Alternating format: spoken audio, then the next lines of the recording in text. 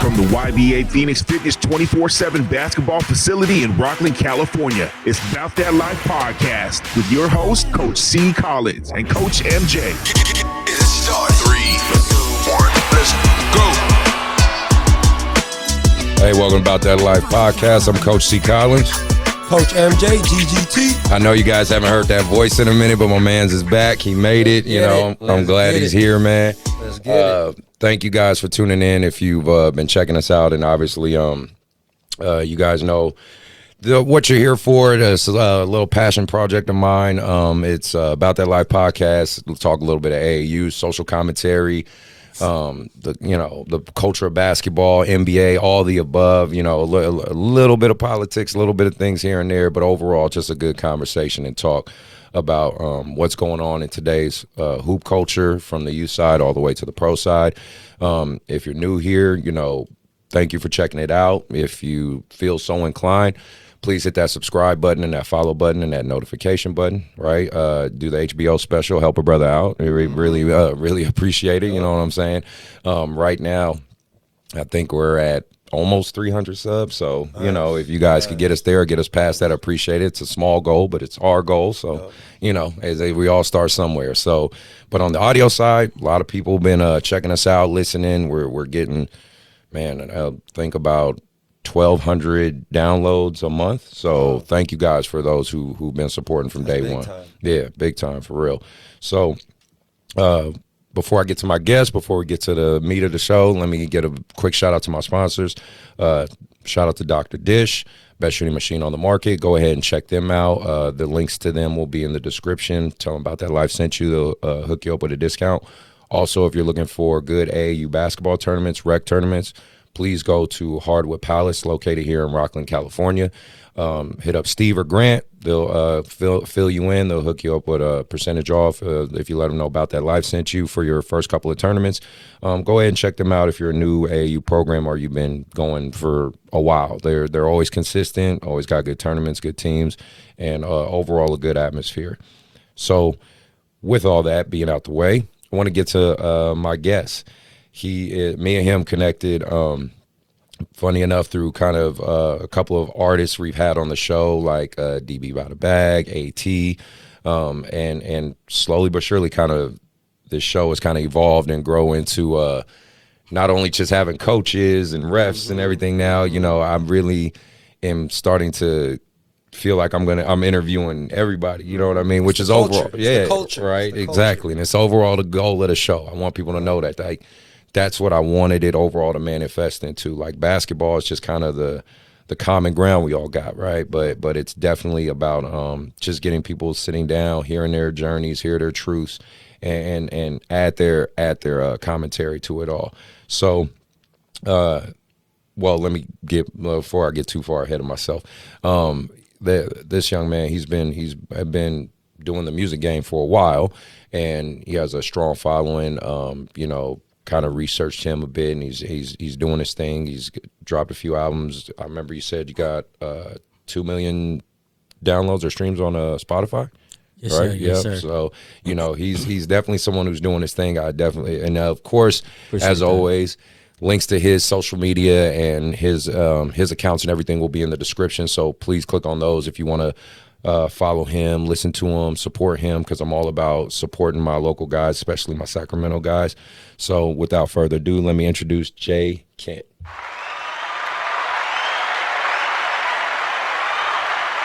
Thanks for being on the show, man. Welcome. Hey, man, it's a pleasure to be here. I appreciate you guys. And real quick for everybody tuned in, shout out About That Life, and make sure to hit that subscriber. You know, like let's get them past 1,000. You know, let's get them to 10,000. Like they deserve it for real. I appreciate that, bro. So let's just get into it. So Yes, sir. tell me about who you are. You know, your background.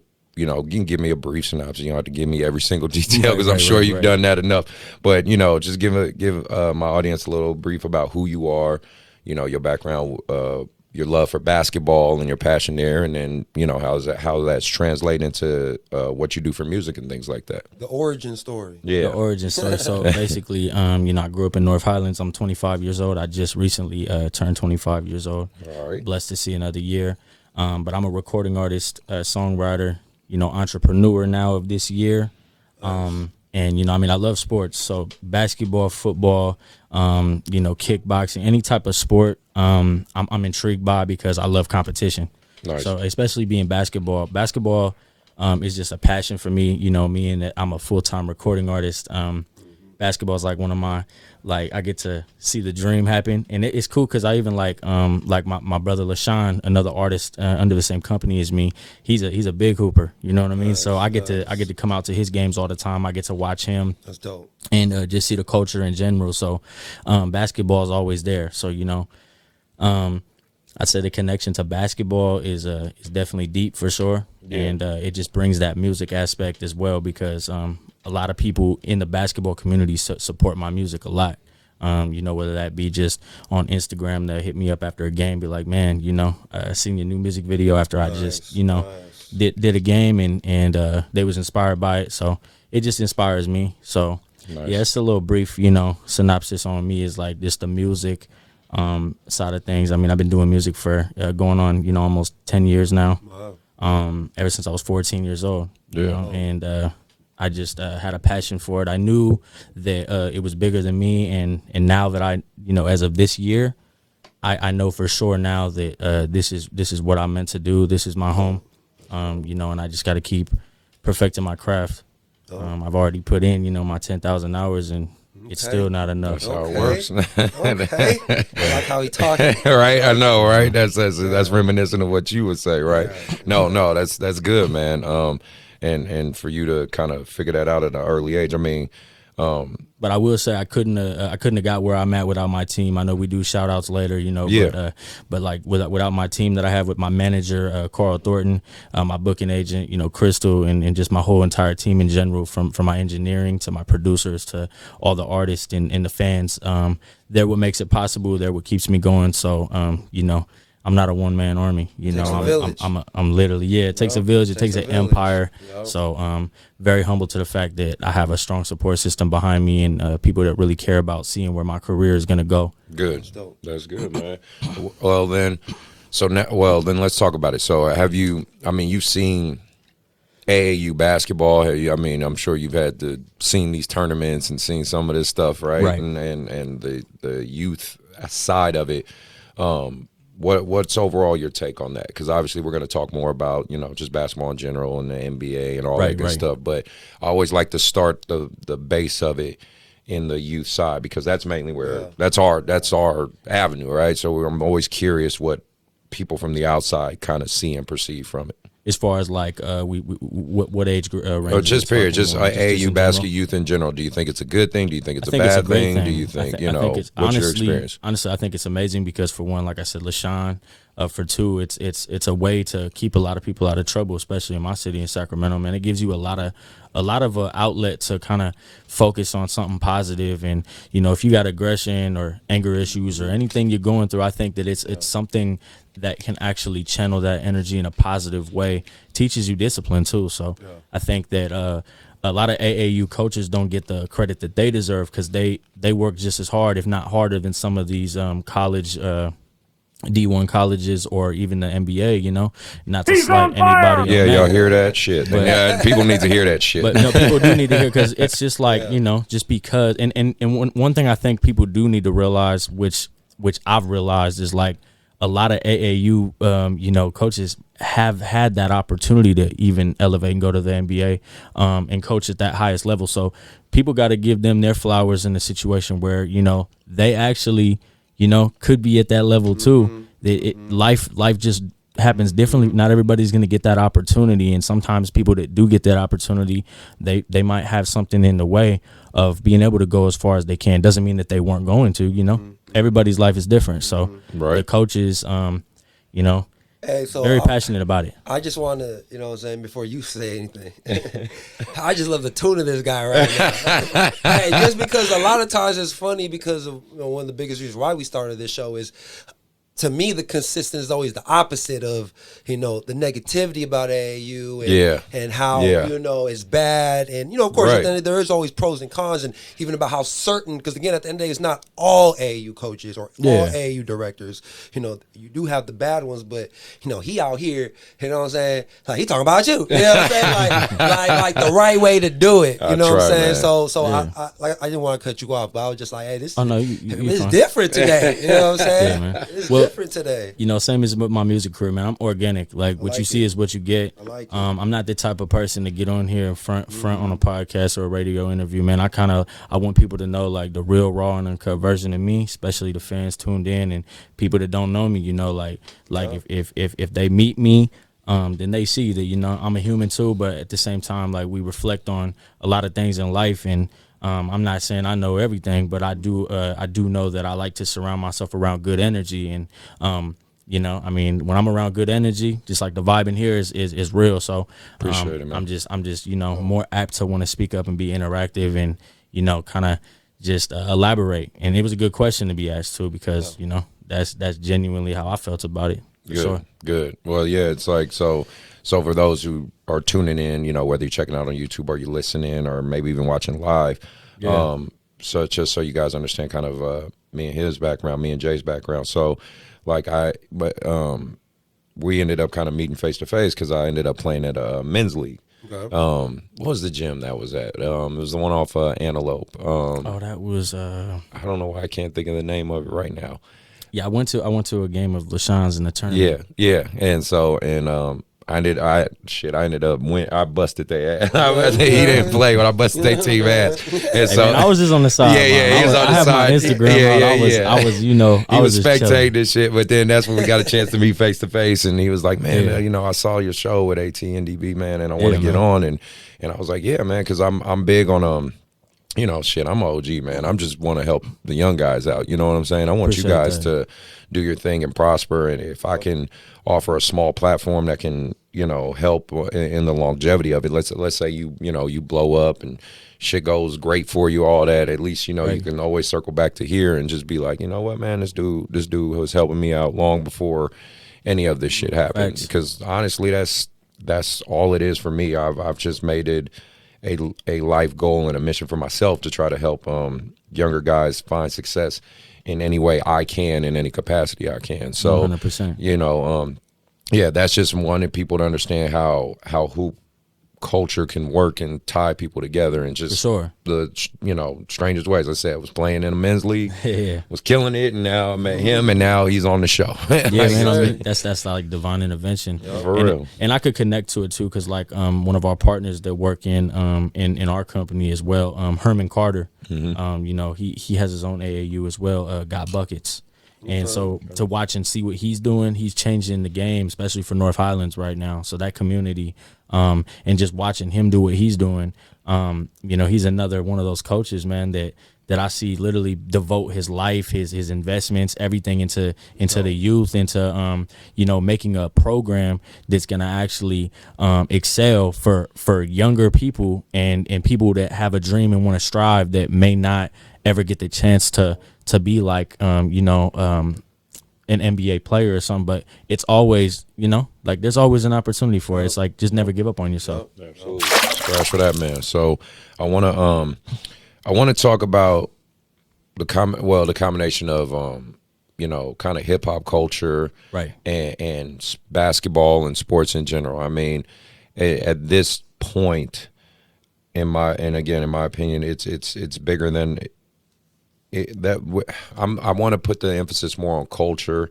because it feels like that's more what hip hop and basketball has become. It's not a racial thing, maybe in the early beginnings of it, the genesis of it, it was more just tied to the black community and things like that. But now it's just it's universal, man. You know what I mean? Everybody, like 100%. hip hop culture and hoop culture are tied together pretty cohesively. You can see it, again, and we'll elaborate a little more, but it's just to give people examples out there like Chris Paul and Lil Wayne, right?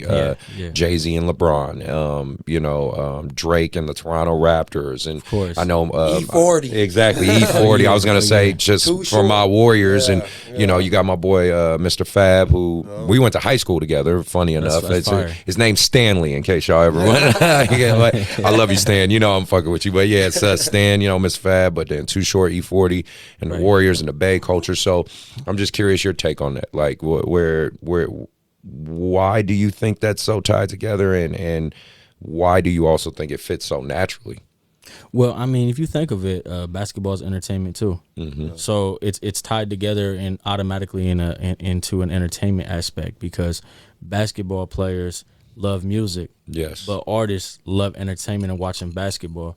Like, I mean, in 2019, I performed at the Golden One Center. One of the only other artists, besides like AT and a couple other artists to ever touch the Golden One Center in my city. So, just to be able to be in the home of the Sacramento Kings and perform like that was like a big thing for me. So there was a connectivity right there, because I'm sitting in a Kings and a Rockets game, home opener, and I'm performing like literally 2 days before Christmas of 2019. Man. So just to be able to do that and be in front of thousands, and some of those people weren't coming to see me, like they were probably coming to see basketball. So there's the connectivity there.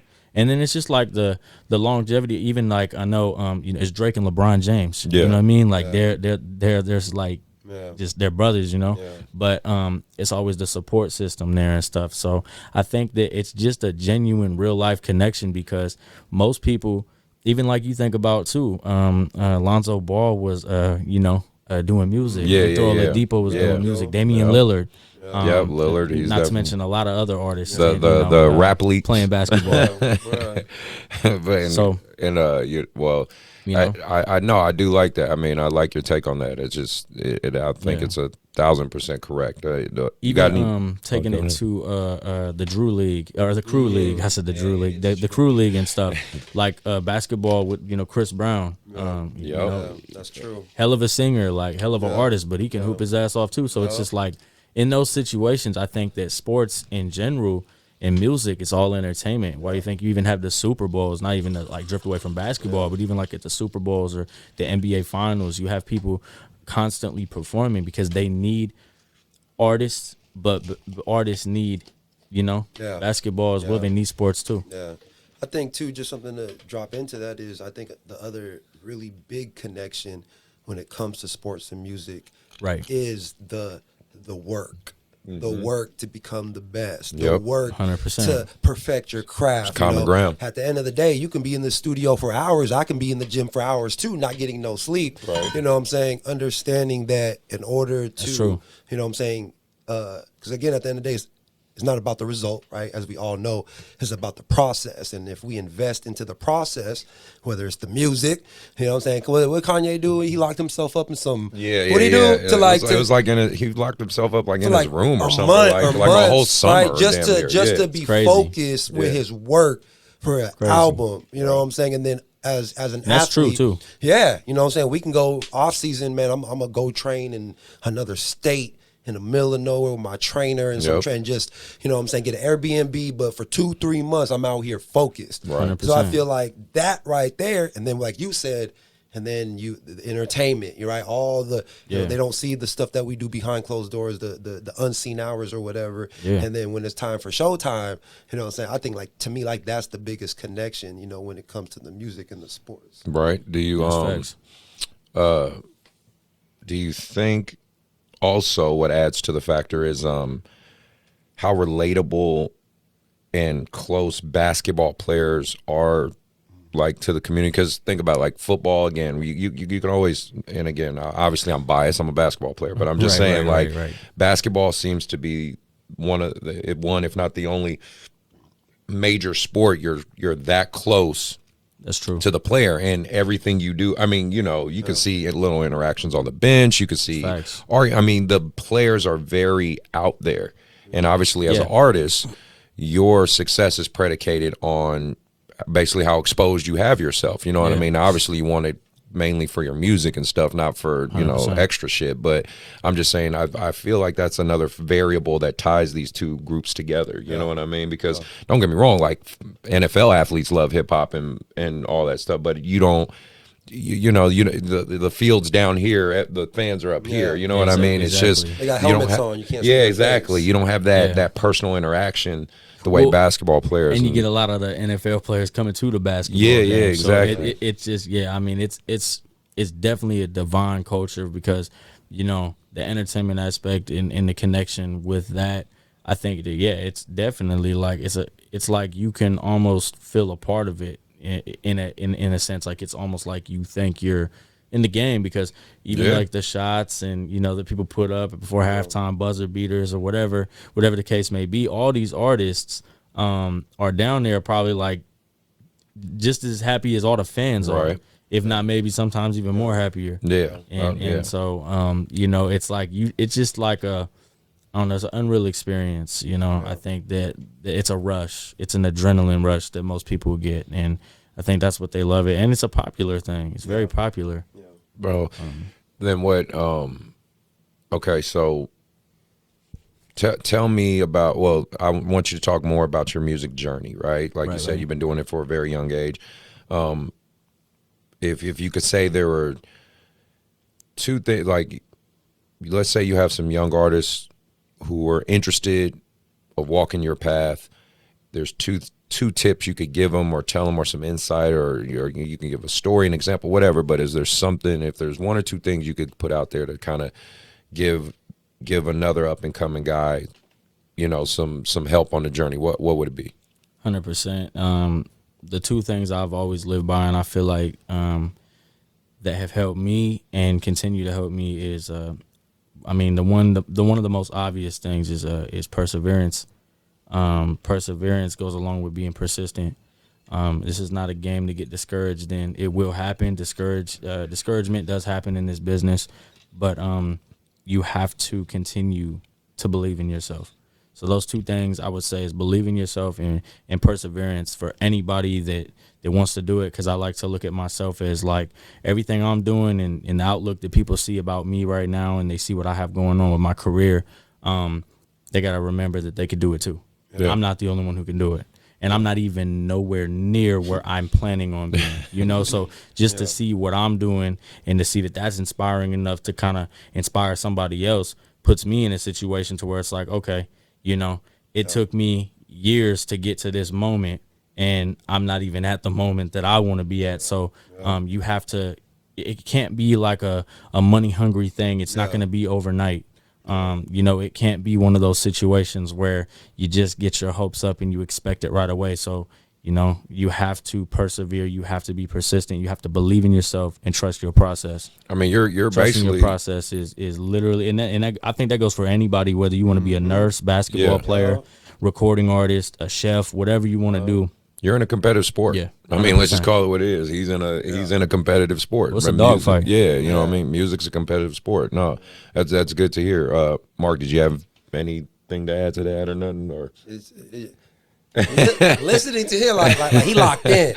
Like he locked in. So again, like I've done a couple of these before. As I said, I like it. You know what I'm saying? Because I know my clientele, all the kids that I work with, you know, gonna come here and listen to it and watch it. You know what I'm saying? I'm gonna take out some of your snippets. You know what I'm saying? The ones like, ooh, you know what I'm saying? Like again, like you're right. You know what I'm saying? And I feel like for somebody like you. You know what I'm saying? You're only 25. You know what I'm saying? Like, you're only 25 and the way you talking like again, like you've put in the time, you put in the work and like you're not done yet. So I feel like that is again, it's not about the result. You know what I'm saying? So that's some good stuff right there. What's your approach for, you know, 2022? I know before the show we talked a little bit about, you know, you have the label, you got your podcast that you guys are thinking of so far. So you know, break all that down. Your label, your roles there, your plans. Like what's 2022, the rest of the year? What's the plan?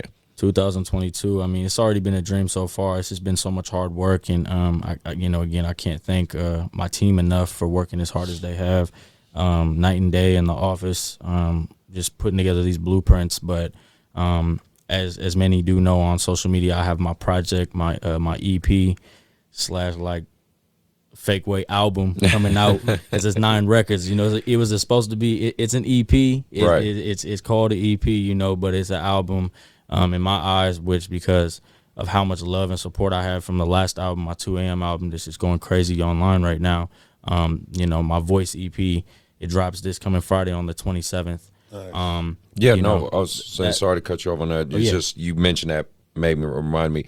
I wanted you to talk about your 2 a.m. album, or because that's kind of the one that's really kind of got you on, right? Or some of those songs, or some that got you to the streams, the downloads, all that good stuff. So please break that down. We were able to go a little international, and definitely regional on a big scale of being regional.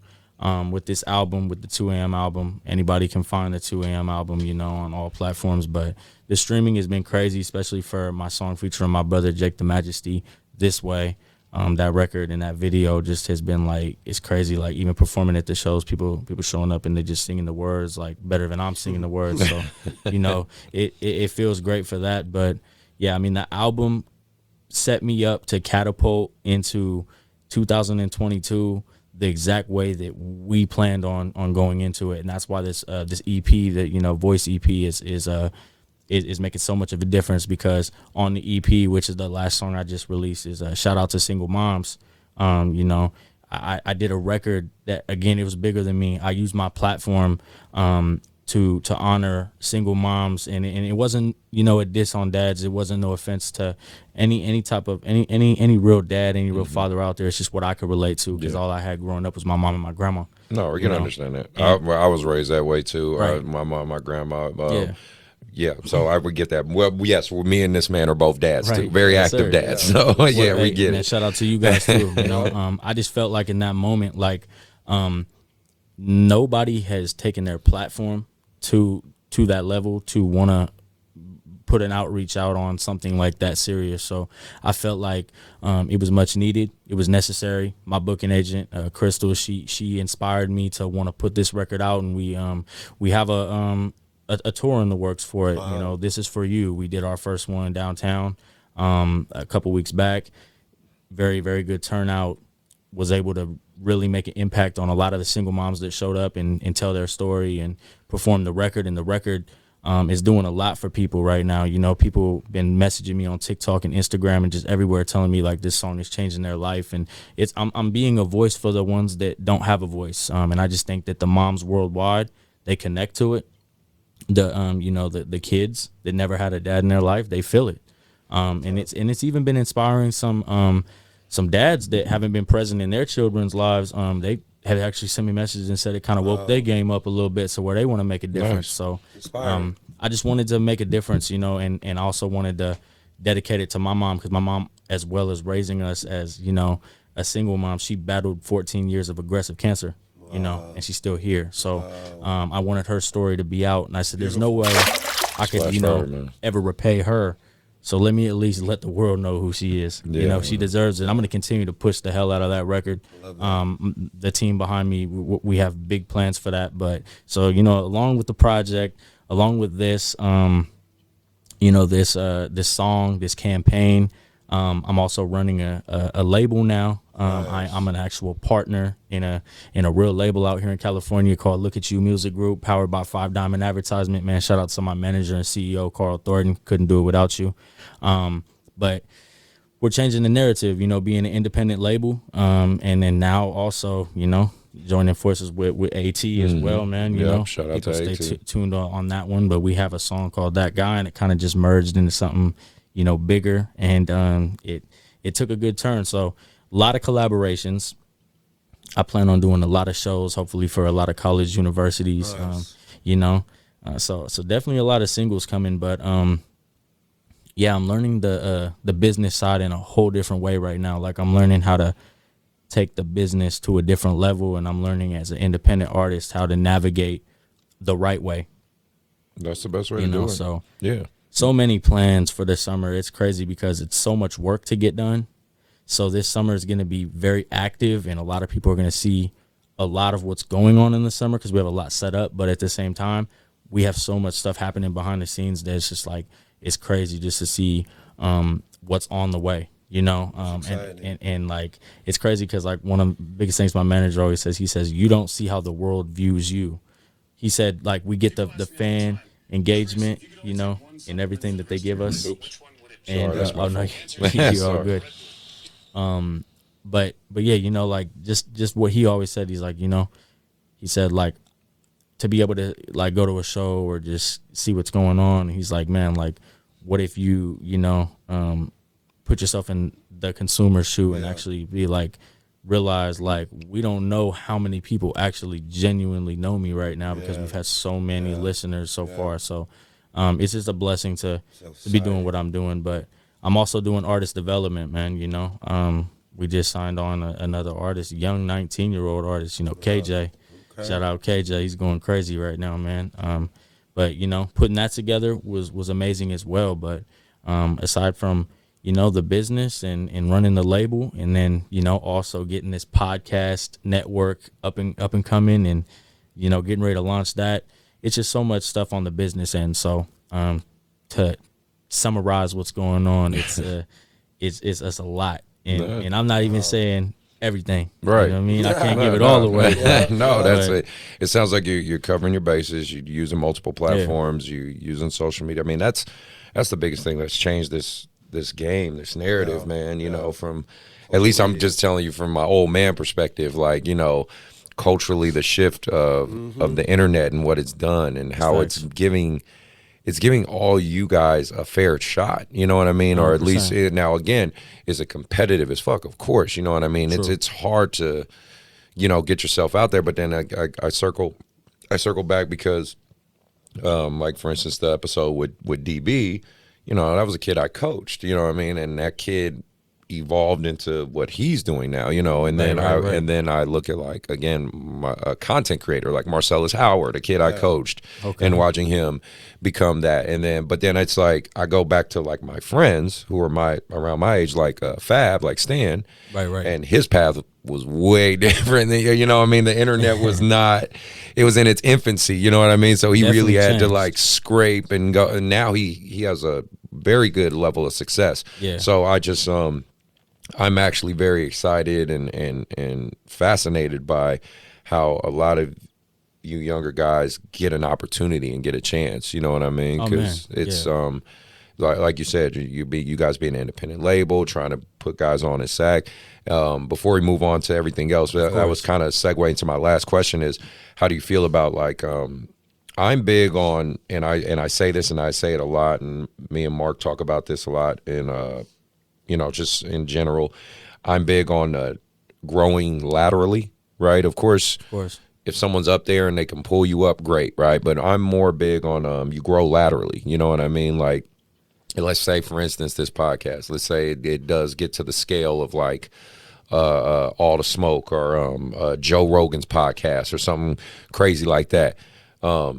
He's right there with me, you know what I mean? Like, we gonna 100%. Do that together, you know what I mean? Even though like he's busy doing his own thing with his company, I'm clearly busy doing my own thing with this. But if I make it, he makes it. You know what I mean? And I assume it's vice versa, unless you're gonna be an asshole and leave. But no, I'm just never forget where you come from. But no, I'm just curious on how is that kind of a philosophy you believe in as well, like 100%, moving up laterally. You know, I will not proceed with any major opportunity without my manager and my team. You know, my manager's been in my life. He's a mentor. He's my best friend. You know, and then his sister, my booking agent, is crazy. It's a family oriented, but you know, both of them have made it all possible for me, especially this last year and a half, and just not even to mention them, just my whole team. So it's like, I know I can't take absolutely everybody with me, but I do know that I'm putting on as many people as I can, and I know the for sure people I'm putting on, you know, and it's a big amount of people because so many people, you know, took a chance on me, and so many people actually believed in me. and actually wanted to let me finally be myself as an artist, finally tell my story, and then support it. No hate, no jealousy, no discrimination, not one single thing. And anybody who did, you know, they got removed out of my circle. And that's just kind of what it comes down to. But no, moving laterally, again, that's, you know, we wouldn't be where we're at without the people that we came up with in a certain aspect. Now, it doesn't mean that you got to put on somebody if they didn't put in the work with you. Of course. But, you know, because I've had my instances with some of my old team and, you know, old people I've worked with that, you know, we just didn't side well business-wise. And, you know, I had to make the executive decision to move on with my career. And that happens. And go to where it makes sense. But with my team right now, and especially my manager, man, we made plans 10 years from now.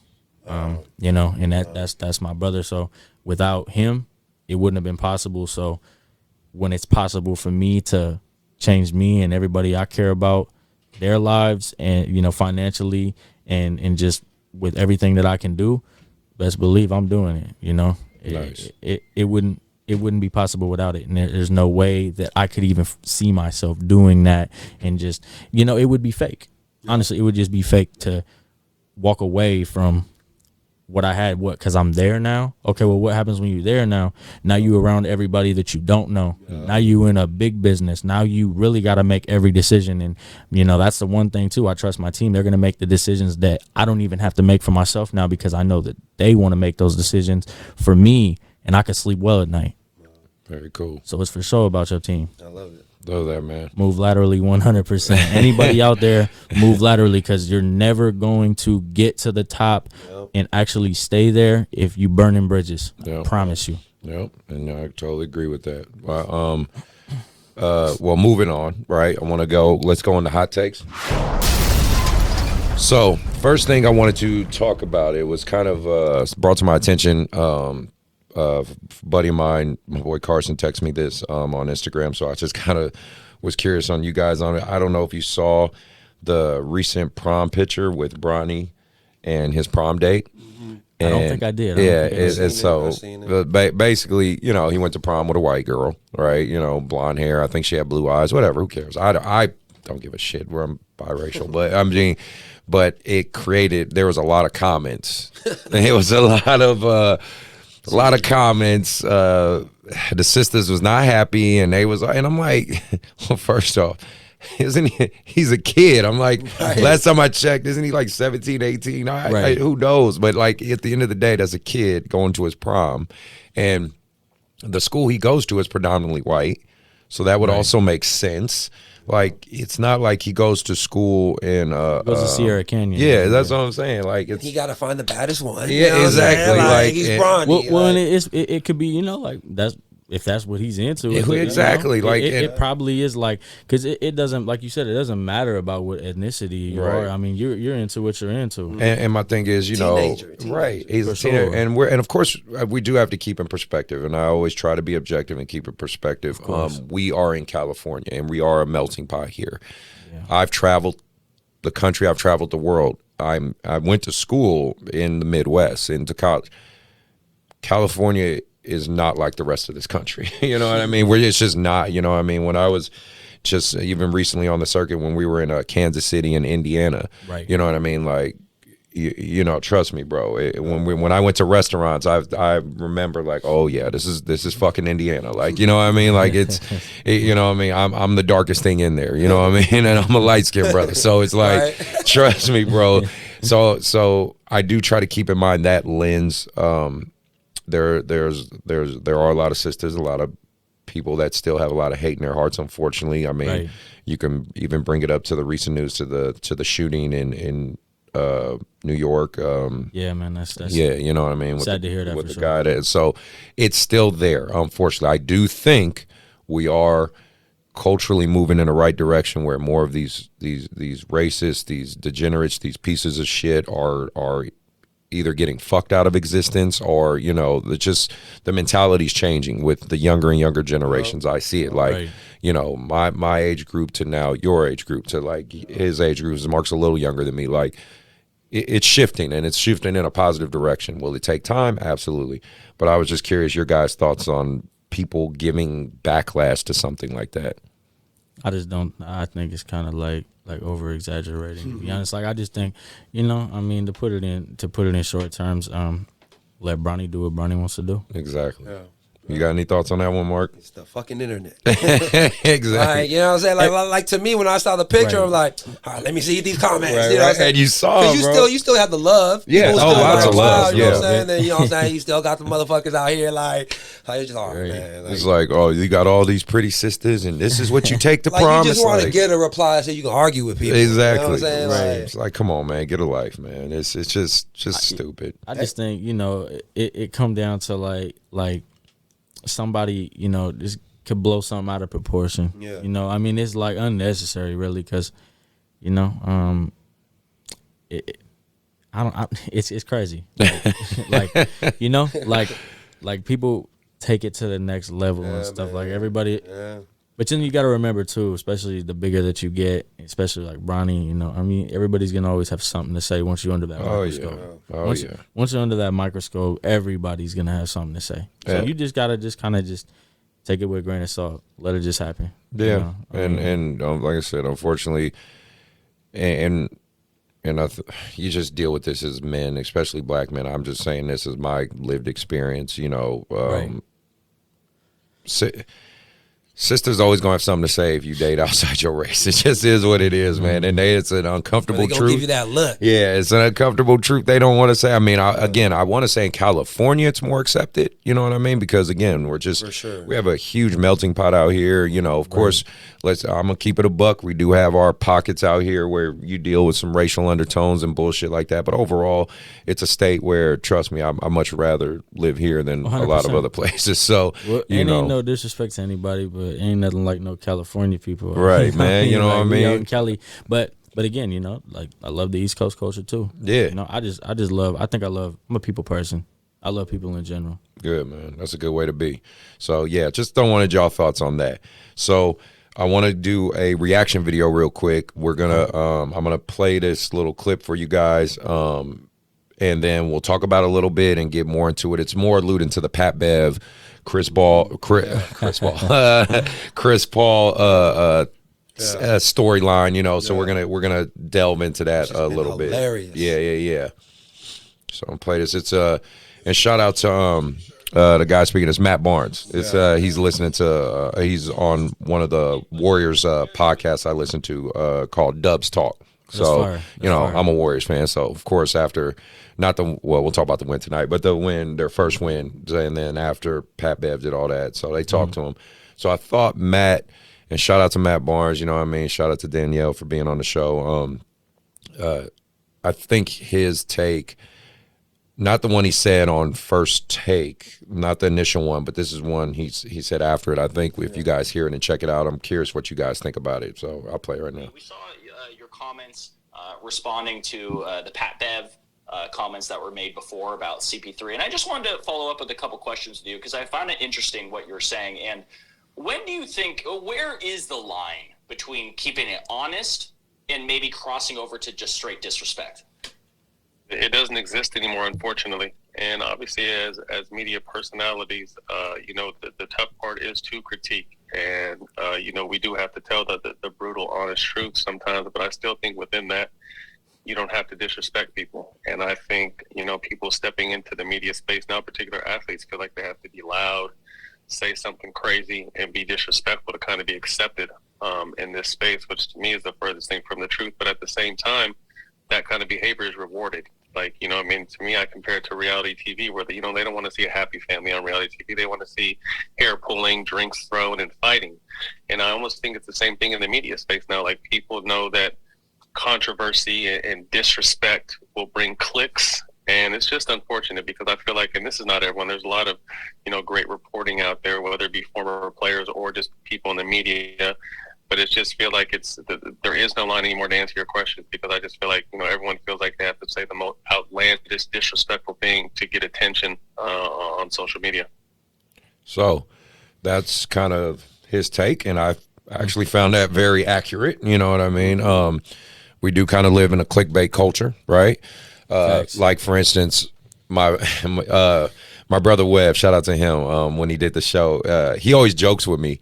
because he's seen my YouTube channel. You've seen like my One Small Club stuff and all that stuff, and this show and everything. He says he jokes with me all the time, but he says, Chris, he said, the reason you ain't like hit it big or hit it famous yet, right? I was like, what do you mean? He's like, dude, you gotta get into a fight on the show. You and someone gotta argue and curse each other out. He's like, you doing all this family friendly shit, and then no one's gonna fucking click on that, and that's just him joking. He ain't lying, but that's the truth, right? And I think kind of him saying that to me, and then hearing Matt Barnes and his take on that, I personally think it's very accurate, and I do think it's stupid. I mean, I never would think of myself as a content creator, but I guess at this point we're 40 episodes into this show. I mean, yeah, it's like I'm in this little space as a content creator, but I do feel I'm very objective, and I think I try to look at everything from both sides, and I never want to cross that line of disrespect, but I am going to speak my mind at the same time. So,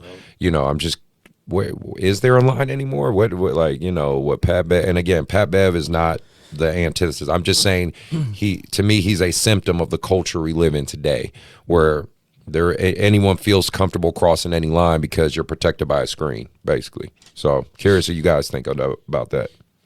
I mean, it's really not a line no more. I don't feel like it's been a line for a while now. It progressively started getting worse. Yeah.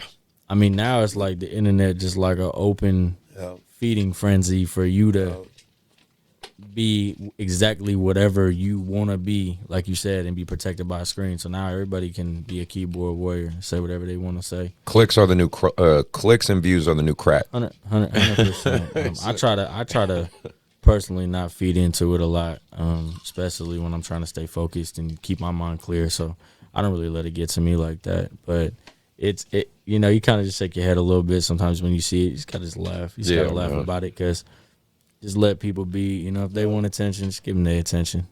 Like let them do what they gonna do. Mm-hmm. Exactly. But I agree. I mean, I agree with Matt Barnes for sure. To put it short, it's like definitely something to agree upon, because I mean, if you think about it, it's the quickest way to get attention. It's the quickest way to either get good exposure or bad exposure. But either way, exposure is is going to be the way to go. So, and I just know I don't want to go that route. You know what I mean? I don't want someone to take a clip from this show and I mean, you can't take anything out of context and make it controversial. But overall, I feel like if you want to take a small clip from this show, it's not going to be, in my opinion, it's not going to be enough ammunition to sit here and make it seem like I said something super critical or bad. I'm just I'm not going to cross that line. You'd be surprised too. Yeah. They'll try to get you canceled real quick. Oh yeah, that's why absolutely. I'm like, okay, let me think before I speak. Yeah, I'm not getting canceled over here. For real.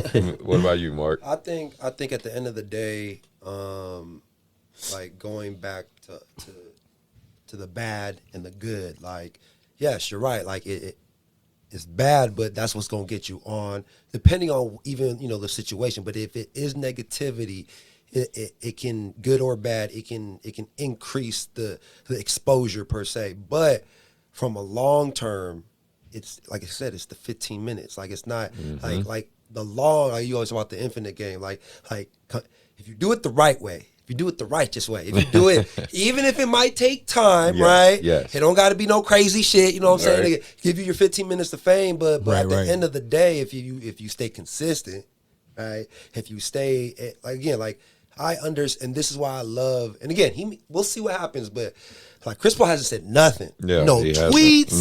No. So it don't even matter.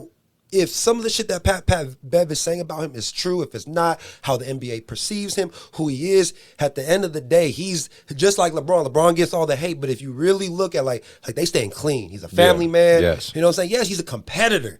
Like you got to have that alter ego when you're competing. I don't care what you say. I don't care what you say. So for him to still, he's the president, all this, like, yes. I love Pat Bev though too. Yeah, of course. He's a menace. You know what I'm saying? Well, you love him as a teammate. You hate playing against him. I love it.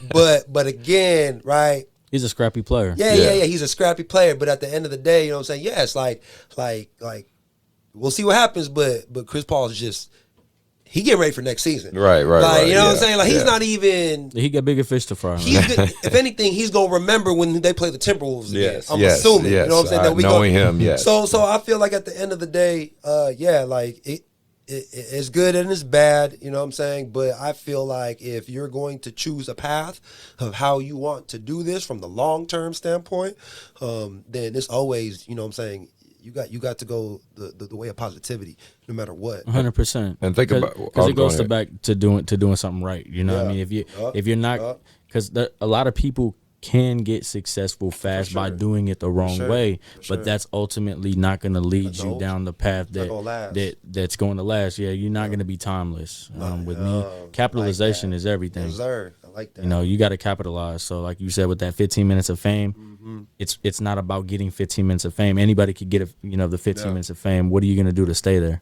Well, I mean, and it's funny because the guy obviously saying that clearly has that unique perspective, because I mean, honestly, Matt became more famous after his basketball career, and he kind of became famous through reality TV because his ex was on Basketball Wives, and that's when people, and of course, you know, he's a light-skinned brother, you know, but they always tease in LA always has a token good-looking light-skinned dude, like it was Rick Fox before him and all that stuff. But I'm just saying, like, you know, of course all that plays a factor, but I'm saying he was in that reality TV stuff. He segued, but then even like his partner Steven Jackson, who more or less got more notable because of the Malice in the Palace, and he was able to turn that negative platform into now something more positive. So it really is, it really shows to their character of what they're saying in terms of like, hey, if you want to do things, if you want to be in this media space, try to remember, you know, there is a line somewhere there that you want to try to observe. So I was just curious what you guys thought about that one. So let's move on to the NBA as a whole, right? Playoffs are here. Jay, who's your favorite team? I always ask that.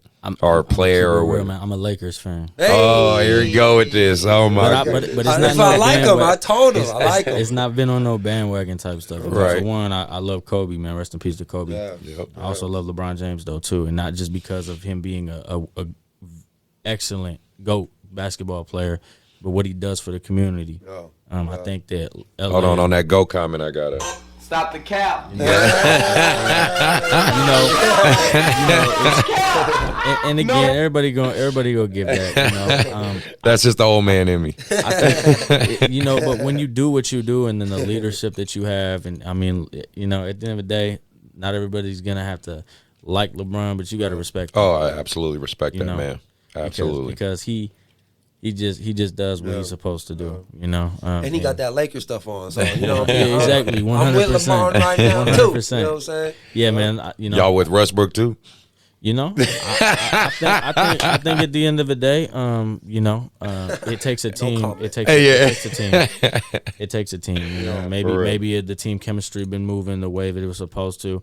You know, maybe the best could have been brought out of him too. I think I just like fucking with him, taking that stab at him. But that's I can gloat a little bit because my Warriors are back on top, so a little bit. But no, well, cool. That's your favorite. So then, have you been checking out the playoffs a little bit, right? I'm sure everybody's watching playoffs. Very competitive this year. Yeah, I was saying, what do we overall feel about the playoffs, man? Like, I think it's been a great playoff series. Period. Just overall in general. 100%. I think the only one I would say where I kind of knew it was going to be that way was Denver and the Warriors. Yeah, you know what I mean? I kind of knew that. I look at it, and again, I mean, anything can happen from now until the finals, but like I truly believe like it's looking like a Golden State Boston and what I love about it is, and again, not say Jimmy Buckets. No, but I want to talk about Golden State to where they were talking about Golden State played Denver, right?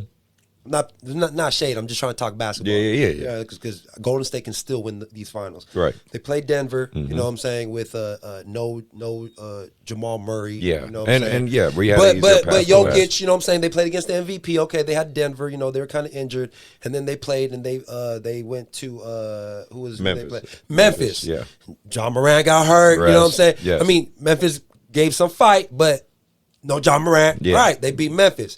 And now here we are, you know, with Dallas, where again, it's still early, You know what I'm saying? But Definitely it's early. just Luka. You know what I'm saying? like if Luka is able True. to beat the Warriors, then he's on that Larry Legend, Yeah, next yeah, Larry yeah, Bird yeah, kind of thing right absolutely. now. Which I think he will get there. But the Warriors are still in their prime. So That's facts. they beat Dallas, and then you go to the East, where these Celtics, man, look at the pack. Because I would say right now, because Phoenix proved it, I think the East is overall is the most competitive compared to the West this year. Okay. To where Boston, you know what I'm saying, they had to eliminate Kyrie and KD. Yeah, They yeah, swept first, yeah. Brooklyn, right? So then they go into the next round, To right? Milwaukee. And then they go and beat the MVP. I know they didn't have Middleton, but that's still the defending champs. Yeah. Now here they are playing the number 1 team in the East. Yeah. Yeah. You know what I'm saying? So if they gonna go into, and again, anything can happen. They will be battle tested. Oh no yeah, doubt. No doubt. Against where if they're able to, and again, of course, I know you don't want that. But if Boston, if Jason Tatum leads his Celtics through that gauntlet and beats the Warriors, Yeah. that puts him like to me superstardom. Yeah, you know what I'm saying? If that happens, well, he's emerged as a superstar, Yeah. legit superstar right now, Yeah. and it's always funny because I find this is just on a different because we're talking about the Celtics and Heat thing, and you guys can tell me your take on this. I've always looked at Jimmy Butler as he's like always one step away from being a superstar. Like he's an all-star. You know what I mean? He's a phenomenal player, tough as nails, but he you know what I mean? It's always been something like he's one something away from being like a superstar. And I mean ultimately the man's rich. He's killing in the NBA. He by all accounts he is a superstar amongst basketball in general. Defensive but animal, yeah, for you sure. know, but you know what I'm saying? It's like I don't know, it's always something like I there's- felt like there's- it's kind of like even Paul George to me. Paul George and yeah. Jimmy Butler in that same Yeah, tier where it's yeah. like you see it like they're this close to being a superstar, but something's not there. You know what I mean? There's levels to greatness. Yeah. You know what I'm saying? When you got Chuck, you know what I'm saying? You know, Right, right, inside right. in there, Right, you right. got Chuck. And then you got Shaq. You know what I'm saying? You know, Shaq always like throw shade at Chuck. Of course he does. But it's I feel like Jimmy Butler, he is a great player. Mm-hmm. I'm with you. I wouldn't. That's tough. like I you wouldn't call him a superstar, but you know he's an all-star, but for it's sure. like it's something For in the sure, middle. for sure. I think he's been a superstar through these playoffs. For sure. Yes, absolutely. Yup. And if he's able to get his team to the finals and win the finals, he's a superstar. Yes, like exactly. his career, I look at, but he's not like LeBron. Right. Or KD. Right. Or even Giannis. Yes, You know what I'm saying? Or Joel Embiid. Exactly. You know what I'm saying? Or Curry. Right. You know, but yet I feel like, and I know Lowry's hurt right now, like, Mm-hmm. like he's in the perfect situation, the perfect fit, but I feel like he's not, and that's the difference between Kawhi Leonard and DeMar DeRozan, Paul George and Kawhi Leonard. I know he's been injured. Mm-hmm. I feel like that's the difference between a Kawhi and Jimmy Butler. Yes. You know what I'm saying? Yes. So I feel like he needs some help. Yes. Yeah, he does. That's he what he definitely needs. does. Right. What's your take, Jay? You got any insight on that one? I mean, I kind of said as far as with Jimmy. Yeah, just what like you So, feel. yeah. I know you feel like you said he has been a superstar in this playoffs, no doubt about that. Yeah, I think he has still got to prove some things for sure. You know, just because you're on that big stage. You know, I mean, I think that, like you said, he's got all the fundamentals to be a superstar right now, but he has to prove it for sure. Yeah. But you know, going back to what the take is just on the teams in general, I've said it from the beginning. You know, I mean, I'm gonna stand on it. It's gonna be Miami and Golden State in the finals. Okay. okay. Nice. All right. And Golden State, Okay. I feel like they are gonna get the ring for sure. I said it from the beginning. You know, as soon as I seen the way Golden State was playing, and then Clay came back, I'm like, yeah, no, they're gonna win. They're gonna win this year. But then I watched Miami, and I watched them those last few games before they went to the playoffs, and then I just watched how they shut down every single team. I mean, they made Trae Young look like he was a new basketball player out there. So just for seeing that, again, Miami is very, very locked in right now. They blew the game last game, but they're not worried about it. I can guarantee you they're not worried about it. That defense is swarming. Yeah. Oh Swarming. yeah. Bring Marcus Smart back. It's clean. You know, I mean, it's going to be a great game either way. Both teams will be battle tested, but Miami ultimately has all the pieces right now, and they have that grind. They got that fight to get there. Don't get me wrong, Boston's very hungry. I just don't think that Boston and Golden State would be the best matchup.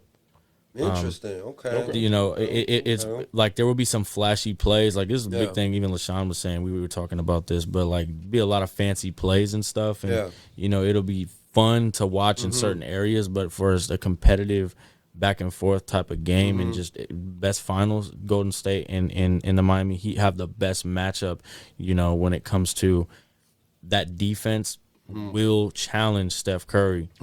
What can happen over with Golden State and Boston, because we even see it with Miami. If Golden State starts shooting Boston out, it's not even going to be fun to watch because it's going to get ugly. Let me ask you this: going back to the Boston Miami, going into a really picking tactical way out of that matchup. If you're looking at Miami, especially with Lowry's out. If Jimmy Butler's not dropping 40, who else is going to get big buckets on Miami? I mean, you got a lot of it's a team. It's a team. Because man, like you said, because Miami is the number one defense. Boston is a top 5 defense. Where you got true. the defensive player of the year. That's true. Jason Tatum, Jaylen Brown locking everything up on the wings. For real. Like they work on every Al Horford can switch on every screen 1 through 5. True. Right? That's true. And at the same time, if Jaylen Brown ain't hitting, Jason Tatum gonna hit. If Jason Tatum ain't gonna hit, we saw what Marcus Smart did. And then you see the bench. I agree. They got Pritchard coming up. So my thing, 1 through 8, they're very solid. they paid Duncan Robinson $90 million for 5 years, and he dropped 27 in the first round, and he's been absent since. True. Well, they also did some change in the rotation. True. Yeah. But I feel like, you know, and of course, like it definitely could be Miami. Like we only going. We better go game 3. I mean, Boston. it's 1-1. I mean that series is definitely going to be. I fun just think to the Celtics got too many hitters. Yeah. Too many. If Jimmy don't drop 40, there's too many. And I love the development from Miami. Too many undrafted players who are not Jaylen Brown, Jason Tatum, Marcus Smart, Al Horford. Right. They don't have the experience and the longevity. But they have the coaching system right now that's a little bit crazy right now. Like Spoelstra is going to get his team in every game, because I guarantee you that no matter which way it goes, they're not going to get blown out again.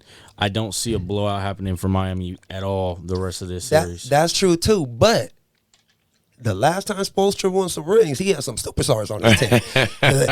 Since then, and if I look at Boston, they got a couple they got Jason Tatum, who's a superstar. If Jaylen Brown left the Celtics, he would be a superstar on another team. So I feel like to win a championship, you need superstars. And we just talked about Jimmy Butler. Yeah. Is he a superstar? This series is going to show that. So that's what I'm saying. I feel like either way, Miami, Boston come out. But from a basketball standpoint, I really believe Boston, not only they are a top 5 defensive team because they can switch everything. If somebody's not scoring, you will find somebody else who can drop 30. Yeah. You know what I'm saying? So that's how I kind of look at it. But we'll see what happens. And don't forget too, even on the other side on the West, Doncic went down 2-0 to Phoenix. Yes. It's not a good thing to go down 2-0 to Golden State, but then again, it's different. Playing absolutely. Back in Dallas. And then the Warriors and that perfectly segues into that series because very well could have went any way tonight. For sure. The Mavericks beat themselves tonight. Honestly, they really did. I mean, Golden State was definitely making that comeback. But if you think of it, the Mavericks had that rhythm, and they let themselves lose in that moment. Luka still got 42. They could have honestly won the night. You can't shut down Luka. You just slow him down. Bullock, Brunson, they were all tuned in, and then they just stopped. That's the key for them because Luka gonna get his 40. Yeah, the others have to step. But so again, but that's the anomaly of the Warriors. They have a lot of hitters. They just have guys who have flamethrowers on their arms. You know what I mean? 100%. Steph Curry can drop 40, and he's been doing this his whole fucking life. But then Klay Thompson is a guy, I mean, he's legendarily known for dropping record number that's my favorite shooter. Scores, right? You know what I mean? In a quarter, right? Yeah, I'll give you 60 in a quarter, just randomly out of nowhere, right? Yeah. Then you got Poole, who this kid has got enormous confidence. Could have won most improved. He was in that voting. And then Draymond, who's orchestrating the defense, and it's just a utility knife. And you know, man, the only guy I really was fucking pissed that we lost was Gary Payton Jr. If we still had him, we'd have our little defensive feisty, you know what I mean? Gonna give me like I hope he's there for the finals. Me too, man. Both of these series is definitely crazy. Yeah. I believe, like I said, I really believe Golden State got it this year. Yeah. I think that vengeance Yeah. factor will play a role in the reason why they will be wanting to get back there. Yeah. But again, we don't know Yeah. because That's why we watch sports. Jason Kidd is really good at adjustments. Yes, Yes, he yes, is. yes. And I guarantee you he's going to have something different for them in Dallas. And that's the last thing. Speaking of that, let's circle back to that. Jason Kidd, his coaching career has been pretty up and down, funny, and all the way around, but he's really stepped into his own this year. So, 100%. you know, I want to speak to that brother because he's a brother from the town like myself. So, you know, shout out to Jason Kidd and doing his thing and holding it down, man. Yeah, I just wanted to, what did you guys think of how he's evolved as a NBA coach? I think the biggest thing too is, you know, he's back to a franchise that drafted him. A team that he won his first ring with, you know what I'm saying? And he got himself a future fucking Hall of Famer. And he has an owner who believes in him. And he has an owner, you know what I'm saying, who believes in him. So I feel like he's right at home. He's able to just give so much knowledge to Luka. Yeah. You know what I'm saying? Who's of course a different type of player what Jason Kidd was, but Jason Kidd is a champion. He is a Boy, and he also has that pedigree to call his guys out. Exactly. Like you gotta respect what Jason Kidd is telling you. And so somebody like Luka, who again, that's what I believe. Like I said, I believe Golden State is going to probably win everything, but Luka, and we don't, like you said, we don't know. We don't know what can happen these next 2 weeks where he can become. He has legendary. a flamethrower on his. You know what I'm saying? Horn Yeah. too. Like, you know what I mean? He could get dropped 60 on you. You know what I mean? So yeah. No one can really guard him. Nobody. Well, moving on, I want to go to respectfully disrespectful. I got this was kind of a question. I was listening to a podcast, and guys who've been hearing me or watching the show and stuff. I listen to a lot of other podcasts. I listen to a lot of societal stuff, and I listen to guys like philosophers too. I read a lot of books. I do a lot of this on UPS because I work UPS in the middle of fucking night. So I'm always listening to stuff while I'm at work. Like Jordan Peterson and Les Brown, God rest his soul, and just different motivational speakers and things. But this one podcast came across that I found interesting. It's a woman. I forgot her name. I think it's a redhead woman. It's based out of Europe. It's a Ukraine podcast. Okay. But she's a traditional woman, or you know, she's not an anti-feminist, but she brings feminists on her show and asks kind of some of these tough questions. Right. And she said a question, and I kind of wanted to allude it to athletes because I think it's, as basketball players, athletes, even you being an artist, this is something we commonly see. So her question was, and I'll circle it back into how it's relevant to us. So her question was, if a woman gets intentionally pregnant by a man, and not intentionally pregnant, if she gets pregnant by a man and it's not his kid, and she doesn't tell him, right? She, you know, marries him, whatever, doesn't tell him. Should she have any repercussions? Should she take, because essentially she committed fraud, right? Like, you know, she gets married to a man. They got a 7-year-old together. She told him it's your kid or whatever. The man finds out that it's not his kid that he's been raising for the last 7 years, using his resources, his money, his network, his finances to take care of her and this child that he assumed is his. And she openly knew, no, this ain't his kid, right? Should she face legal ramifications? And now we don't have to answer that question, but it got me thinking.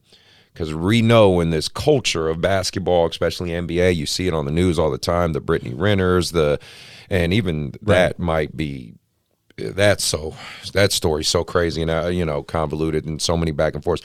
But we see it, you know, remember Dwayne Wade's ex-wife, and now she was flipping out on him now, and just culturally in basketball, you can see it a lot. My own brother, who's in the NFL, has some experience in this, unfortunately. But there are literally women out there who are actively trying to,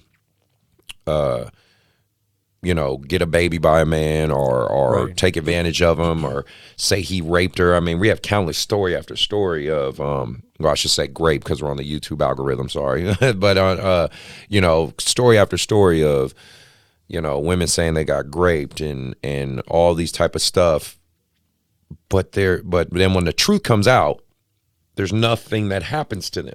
I mean, even if you want to circle it back historically, like the Emmett Till stuff and all that, right? Should there be some type of ramifications for women that are out there to exploit men with, you know, in the sports industry like basketball, NBA, are artists? You know what I mean? Like trying to, if it gets found out that these women actively are, it's a predatory type atmosphere where they're preying upon these high profile men to try to get the bag, try to get money, and that comes find out.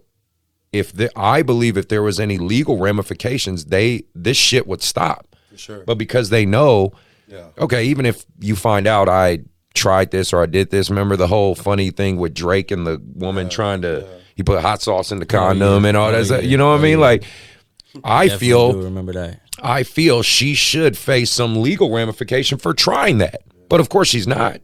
You know what I mean? Nothing's going to happen to her except she's just in the tabloids, and most people probably forgot about it by now anyway. But what I'm saying is Drake can't, like, because she tried to sue him.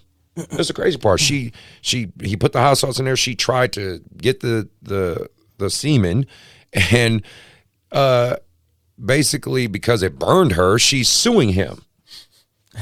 It's like, but you just tried to get pregnant by me, and you know, like, and so I'm just curious, like, I know that's a more controversial topic, but I do like talking about that kind of crazy shit on this show. Like, I think women should start facing some legal ramifications for having predatory behavior. I'm just curious if you guys had any thoughts on it. If you don't want to comment, don't. I'll say it, but that's just my opinion. I mean, I think at the end of the day, if you're doing something that you're not supposed to do, then it kind of goes without saying.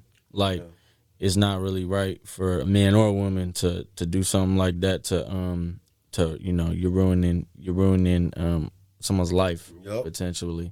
So it's not right to do something like that. And at the same time, it's very dishonest, especially if you're using your resources, you know, as a man stepping up to the plate, come to find out that's not your child. Then that's a confidence issue as well. That could ruin someone's self-esteem. That could also, you know, mentally affect somebody's health too as well. Do you think? Because it's now you're attached to that you know, child as well. So I don't think it's right to do it. But then again, I mean, what should the legal ramifications be though? Should she should there be a fine? Should she go to jail? Should she go to, you know, what? Do you think there should be a legal law or something that you've broken? Because if you steal from a company, that's theft. If you're an employer and you steal from your employees' paychecks, that's embezzlement. You know what I mean? It's I think if you're doing something you're not supposed to do, it should come with some type of consequence regardless. There you go. What about you, Mark?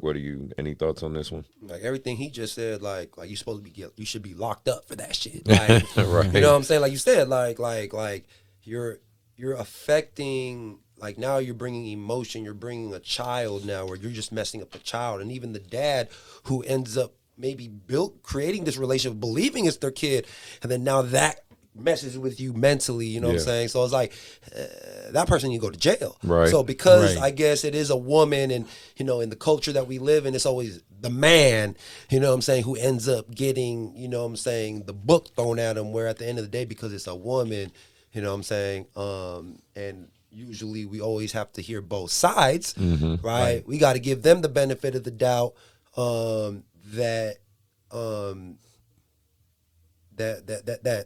they don't understand what's really happening, but like women are smart. Yes. You know what I'm saying? They're very smart. I'm gonna give you props. Y'all are geniuses. You know what I'm saying? So you can't tell me that doesn't happen a lot, to where a lot of them get away with it.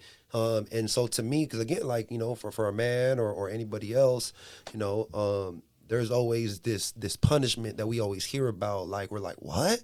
How? Why? And then something like this probably, you know, gets swept under the rug a lot. Yeah, because I mean, well, it kind of, one thing I've been kind of looking at too is, I mean, I even think I looked at some of the statistics. The whole country's watching this even more than the Ukraine and Russian war, is the Amber Heard and Johnny Depp trial. Because this is one of the few times you're seeing a woman be held accountable for these crazy actions. And again, it just kind of got me thinking of that question, like, man, if NBA players know I wasn't in the league, but I have friends who have been in the league, and they know All-Star break what a lot of those women are up there to do. You know what I mean? You got All-Star NBA break in Vegas, they know what's up. You know what I mean? You got NBA Summer League in Vegas, they know what's up. You know what I mean? Like, and some of these women, and to me, that's predatory. Back. Can you imagine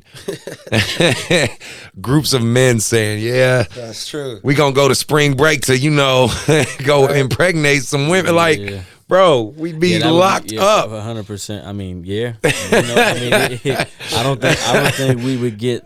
I don't think we would get let off the hook. Yeah, exactly. That's what I was just saying. They would probably cancel us real quick. Very much. And again, I'm not saying this because I'm thinking 3 guys in a room talking about are going to invoke change, but I do think the conversation needs to be had. That's all. That's true. I'm just saying, like, that's why I literally did a whole episode of on my little small show, The Coach's Rise Time, where I said, should athletes, especially up and coming ones, like younger ones, have girlfriends? Or, and I quite honestly, I said no. I said you should, if you're an artist, it's very similar to if you're an artist, athlete. If you have a craft, if the person you're going to date is maybe like your high school sweetheart or someone you've known like forever, yeah, that's who you hold it down with. But if you're, let's say, like your age, 25, just drafted to the NBA, no.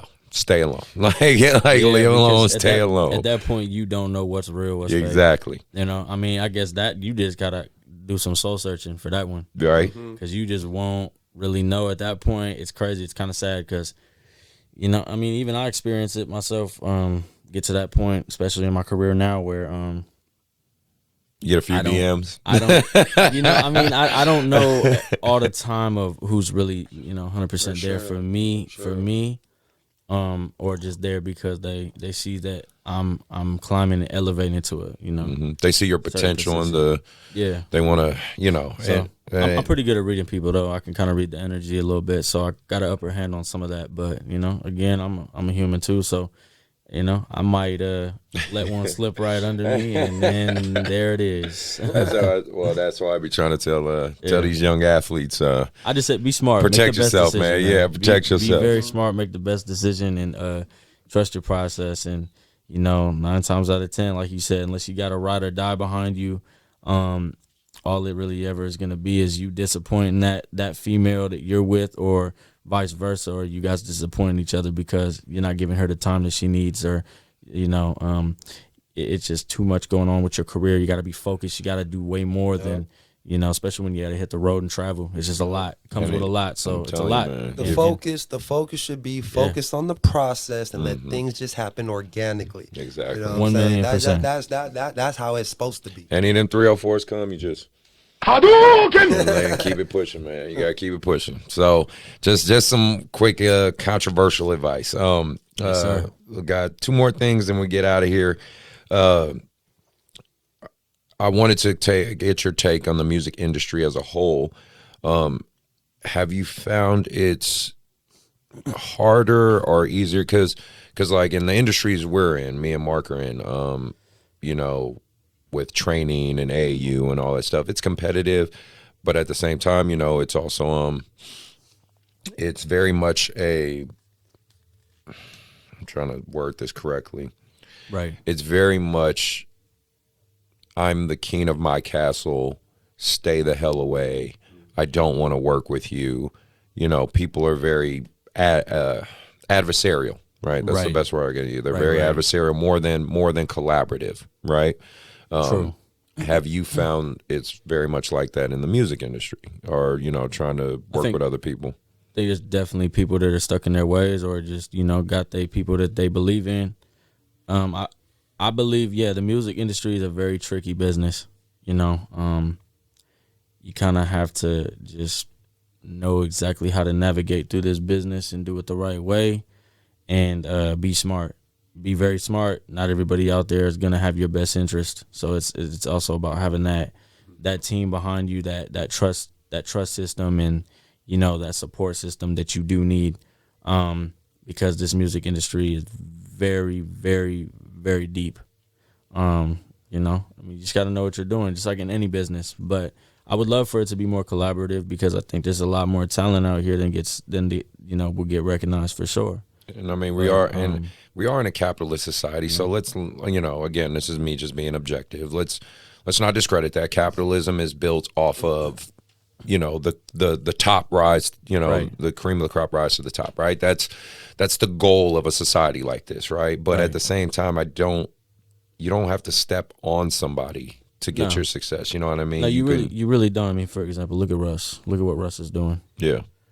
Russ, can come across as controversial sometimes, but he's not sitting here ruining what anyone else got going on. He's doing him, and he's making it look good for him and anybody who believes in him and what he's doing, and he's just riding his own wave. So ride your own wave, but don't be afraid to kind of, put your wave in the mix and collaborate or work with other people that are similar to that wave, because that's how you become a bigger wave. Yep. So, connectivity and just having that open mind in the business is the best thing to do. Yep. You don't want to go in the business thinking like everybody's out to get you. You just want to go in there very cautious and aware and ready for the moment. If you're not ready for the moment, don't try to be ready for the moment. Just wait until you are ready. All right. And well, Mark, I want to get on you, man. Your ass haven't been here in forever. Man, update me, man. Tell me what's going on. What's new? I know you're doing the AU thing with the Woodland Warriors. I see that. I see the videos. Shout out to Jaden. Right? He Mexico State. Signed with Mexico D1. State. I know you're doing a lot of the training with Gus. I see you with him. Man. So, break it down, man. Update us. It's funny, like, before the show we were talking, you said, people was like, oh, y'all beefing. Yeah. Because, people were DMing me like, I haven't seen Mark there. Y'all not cool? I'm like, dude, we're cool. Like, he's just working and he lives in fucking Dixon. Yeah, like, we're not close. So that's crazy. I live in Dixon, right? Right. It's like almost sometimes an hour. From here, from Rockland. You see where we at? Shit. Yeah, true. I'm not from Dixon. I'm from San Diego. My wife, she's from Dixon. You know what I'm saying? Yeah, yes, sir. So SoCal. So I've been out here in NorCal the last 5 years, but we've been busy. You know what I'm saying? Like we've been focusing on our craft, what we're doing. A lot of stuff have been going on in both our personal lives. That's, again, like that's life, ups and downs, and trying to navigate and figure out how to put everything together. For me, it's about, like, as right, you as a father, me as a husband, the balance. Yes. Because one thing that I've learned, especially this time away, is trying to figure out, like I said, like for me, like what type of man I want to become. You know what I'm saying? And for me as a family man, a lot of us, a lot of men, will, and I've been close, what I'm saying, of picking the other way where I'm focusing just on my craft, where I know that if I just focus on the work, I know that like I can do this in my sleep, like this is going to become something. But can you still balance the time if you have a child or kids and a wife, a woman to take care of, and make sure that you still give them that same amount of time? And that's the juggle that I go through, where for me, when that's going good, the family stuff, I've found out that I don't have to go, even though I can get into that mindset 24/7, locked in, just into my work. Right. And all that stuff is good, but like something's still empty. And so for me recently, the biggest thing that I've learned since I've been away, what I'm saying, just because a lot of stuff has happened, is that I've been working on balance. And I feel like, just moving forward, like we just talked about, the collaborating, a lot of trainers, will just focus and keep themselves in a box, and there's nothing wrong with that. Like, I won't lie, like everybody's different. You know what I'm saying? There's times you need to stay in your own lane. No, for sure. You know what I'm saying? You don't got to always work with people. You know what I'm saying? That's a different mindset. But I truly believe, again, if you're thinking about the bigger picture, you know what I'm saying? Because I'm a person that believes in leveling up.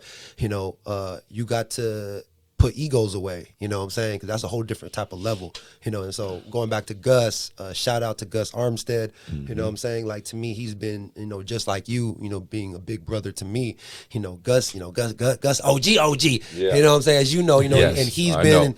30 years been doing what he's been doing. Yes. 300 NBA players he's been working with. He got Gabe Vincent. Shout out to Gabe Vincent. You know what I'm saying? He's playing for Miami. He's from the area. Gus worked with him. And that's very inspiring to me. You know what I'm saying? Where a lot of that, you know, being able to be under him and learn from him, you know, because again, where I'm Dixon, Winters, Vacaville, and Davis, Fairfield, you know what I'm saying? We're not San Francisco. We're not SAC, where the talent pool, you know, in the last 5 years, for me, that's what I've been learning is that I'm still, even though I play professionally, like that has nothing to do when it comes to being a teacher, trying to inspire people. You know, back in the day when I was playing, it was all about me. Like, I'm trying to make it to where now I'm at a point now where, you know, whether it's learning from you, seeing what you've been doing, and now working with Gus, where, you know, my biggest focus out of all of this is from the craft, from the game, besides all the other stuff when it comes to GGT Productions, family life, everything, being a good leader in my community.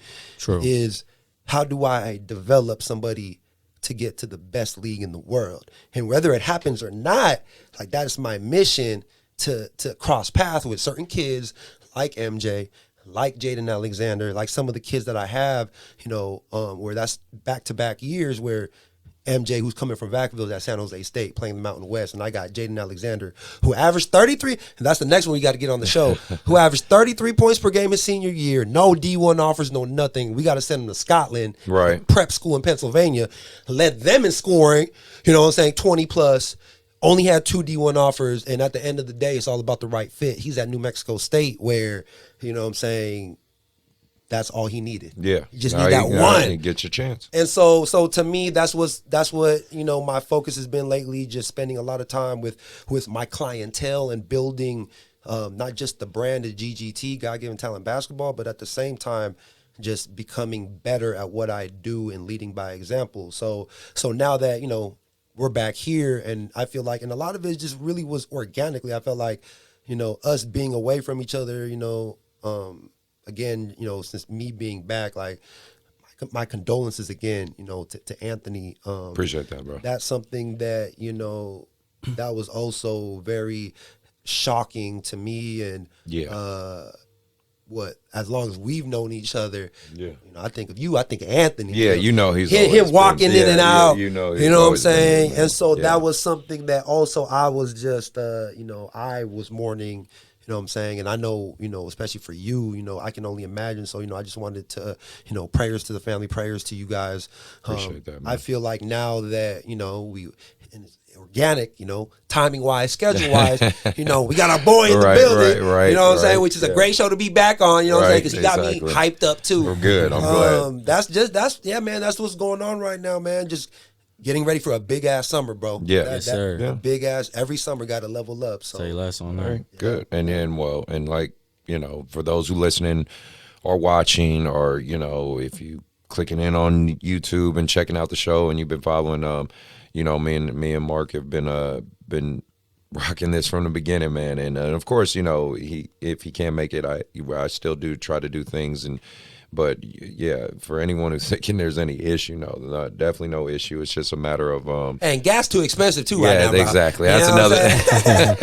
I was just gonna say it's about timing in life, man. Like it's just timing in life, especially when you know, people got to understand, like, I have this facility in Rockland. Yeah, it's fortunate for me because this is literally like my job, my location. It's not. You live here. Yeah, exactly. Like it's not that convenient for him all the time. But when we do get together, we're able to make really good content and really good shows. So I'm glad of that. Though. So then, Mark, I guess my only thing is so I know, you have been talking like a lot on your social media stuff about Jaden potentially pushing, or MJ potentially pushing to really try to make it pro. You know what I mean? Like, man, and you seem very passionate about it, and they seem passionate about it.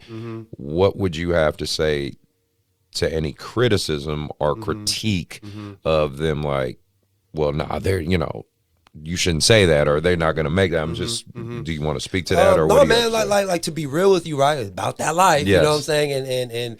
And I've had people reach out, whether it's to me, which is crazy, bro. And you know, it's that AAU mentality. You know, that's the bad side of it, right. where people are saying, well, you know, I used to be with him before you, though, or shoot, man, I used to, you know, he used to play on my AAU team, you know, back then. I'm like, that's cool, like you know, I'm not even bashing, but like you said, the way I talk about them, like most people won't do that. Most people won't put their names out the line and vouch for a kid, right? Because they're not a finished product yet, right? Like, you know, like I said, I'm in the process where I know as long as they stick to the process, everything that I'm saying, like I'm manifesting. Yeah, you know what I'm saying? Saying whether it happens or not, there's a lesson learned, right? You know what I'm saying? And so a lot of people, I feel like, and a lot of coaches or trainers, especially like in kind of my area, because again, we're in between, like in the middle of nowhere. There's really farmland, right.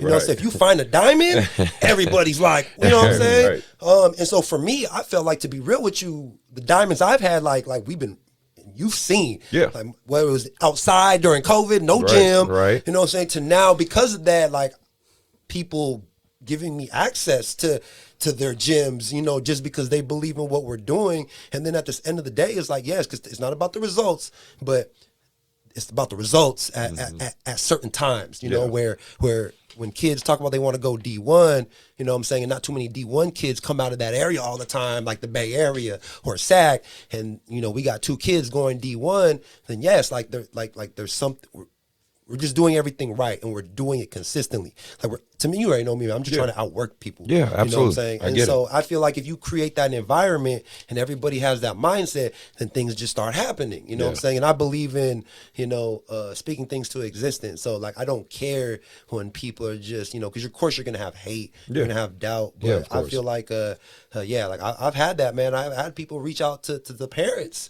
You know, like why is he putting that target on MJ's back? Fair enough. You know what I'm saying? And and the parents are with me. You know what I'm saying? Well, why? Like my son's good. And I'm like, yeah. You know what I'm saying? Like, why not? You know what I'm saying? And especially if we put in the hours like that. If you're not putting in the hours, I am not hyping you up. Right. You know what I'm saying? But if you're putting in the hours and you got talent, you know what I'm saying? Like somebody like Jaden, 40-inch vertical, 6'4", 6'5", jump out the gym. You can't teach that.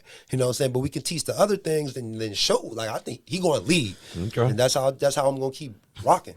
So. Hey, more power to it. That's why I wanted him to have that point, because we haven't updated in a minute. So no, that's good. All right. Well, the last thing I want to talk about before we get out of here is just some updates for Anthony Williams. And in that case, again, if you've been listening to the show or following my personal YouTube or the things like that, you know about my player / nephew.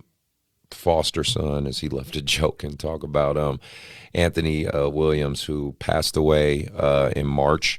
He got struck by a vehicle and is no longer with us.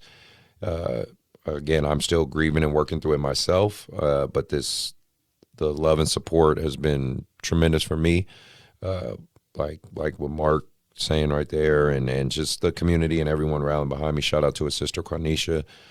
She's been very vocal about her wanting justice for him, and I'm going to use my platform to talk about it and update those who might give a damn, or I think my previous episodes, I had links to the news articles in the description. I'll probably have them for this one as well, if you want to click on those links and kind of catch yourself up on what I'm talking about. So the updates, all I have for you guys is the person who hit him came out publicly and said he apologized. He's a CEO out here in Placer County. She's lawyered up. They want to battle this. They want him to face consequences for his actions. I don't know what's going to happen with that. I really don't.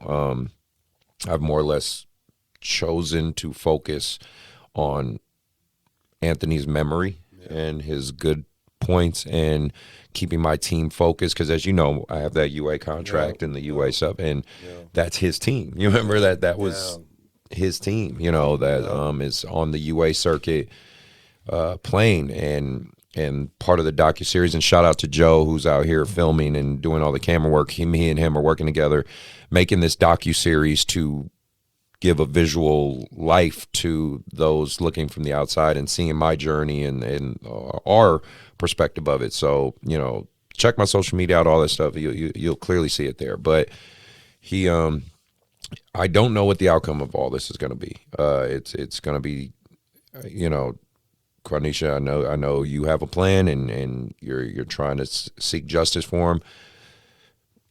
It's just so hard to say. A recent article came out about the driver. He had DUI history. Oh wow.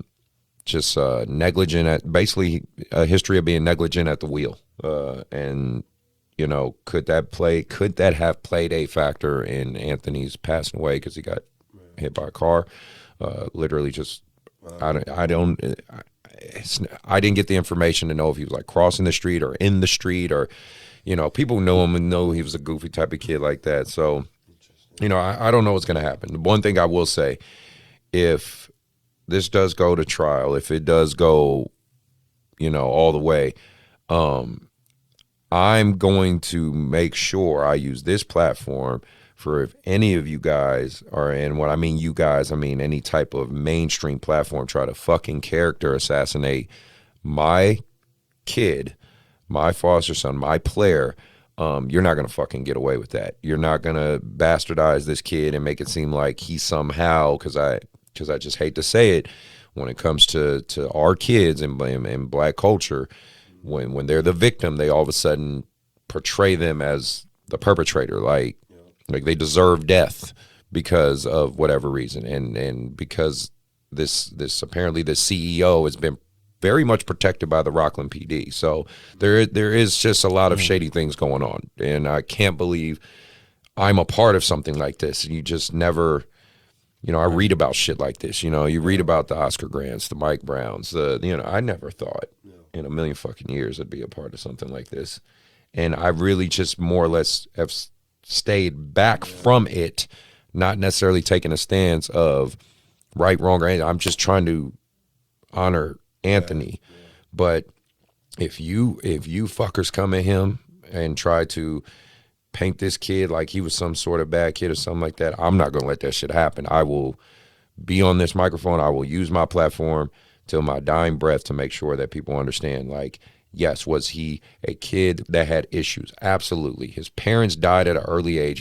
He was raised by a sister who was a kid herself. He was then a foster kid. He had life issues. He had dyslexia. He had learning disabilities. He was not perfect. But show me a fucking kid. What person is exactly, right? Yeah, show me someone who's perfect. Please do. Show me you can't. A fucking 19, 18, 16, 17-year-old kid who's fucking perfect. Like, so don't come that I just have to get this out because I just know it's something that's bottled up in me. And I just, you know, that and again, this has been a great show, so I'm not trying to end it on a negative light. I just want to make sure this gets out there to the public. Like, yeah, my condolences to you and the family for that too, man. I appreciate that a lot, man. Praise. So yeah, man, I just wanted people to know that. So, and then, well, with all that being said, Mark, you got anything no, man. You want to ask? Or like I said, I feel like I'm happy to be back. You know what I'm saying? We gonna start getting this rolling going into the summer. Yeah, man, it was a pleasure, bro, having you on the show. Hey, man, likewise. It was definitely loved hearing your story, and again, man, I'm happy to be back. Yeah, man. Go ahead, Jay. You got any last words, Jay, for the public or anything insightful? I mean, man, you know, I'm just appreciative to be where I'm at. I'm appreciative to see the support and the just the support system around me. I look forward to continuing to grow and tell my story. You know, I'm here to stay. Like, I'm here to stay. Is this the part where we do the shout outs or? Yeah. Shout your people out. Absolutely. So, yeah, man. Huge shout out to About That Life podcast for one. Shout out to you guys, man. Thanks, man. Appreciate it. Shout out to my older cousin AJ Wesley. Shout out to like my second mom, Team Tina. Her son Bentley. Shout out to LaShawn, my manager Carl Thornton, booking agent Crystal Thornton, all the artists on the roster from Zeus to David Adam to Jake the Majesty, RMW Willie, KJ, YBO Dre. Man, I mean, it's a crazy list. And shout out to my mom, my grandma, Julius Collins, Herman Carter for God Buckets, Kay Sims and Jen, Zariah. My fan base, like, it's crazy because I hate coming to this part because that's like my shout out list is like crazy because I have to make sure you're gonna do this long enough. Them, you got plenty of more shout outs you could get, but man. No, that's so shout out to them, shout out to my city, shout out to Cujo Speaks as well in the U store, C De Niro, Gary Archer, big support system, and shout out Prodigy Music, man, my engineer and producer. Shout out Money Gang on the track as well. Money Gang on the track is going crazy. And like FTA Bam, shout out AT, and shout out everybody working for themselves, man, and making a difference out here in the community and taking it to the next level. Yes, sir. Y'all the realest, man. So appreciate it. Stay tuned for the project. We drop Voice EP this coming Friday, 5/27/22. Love you guys. All right. And so Mark, anything left for you? You got any shout outs or re-out? Man, Jake the Majesty too. I think I said him, but that's my little brother, man. Jake the Majesty. I gotta get him in there. No, man, like I said, I'm just happy to be back and appreciate you having me on the show, brother. Oh, and I got one. Jordan Lewis, Drifty J, congratulations to your success right now. I think he got to like almost 1 million subs now. So congratulations. He's a content basketball creator on the show. So, great job, man. Everybody be safe out there, man. Take care of yourselves. Take care of your loved ones. And we are out.